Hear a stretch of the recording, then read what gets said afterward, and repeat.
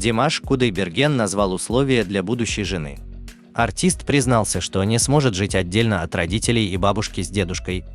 Димаш Кудайберген заявил в интервью, что поставит лишь одно обязательное условие будущей супруги. Певец рассказал, что мечтает о том, чтобы вся его большая дружная семья жила в одном доме. «Моя будущая жена в обязательном порядке будет жить вместе с моими родными. Жить отдельно – это не про меня. Я не хочу быть вдали от своей семьи. Я хочу жить с родителями, с бабушкой, дедушкой, с братом и его семьей.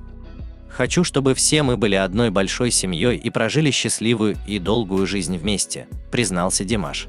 Скорее всего, артист ищет себе в спутнице жизни истинную казашку, которая будет чтить все традиции и станет прекрасной келен их семейству. Отметим, что Димаш уже который год является главным в списке самых завидных женихов Казахстана. Недавно артиста признали самым красивым мужчиной Азии.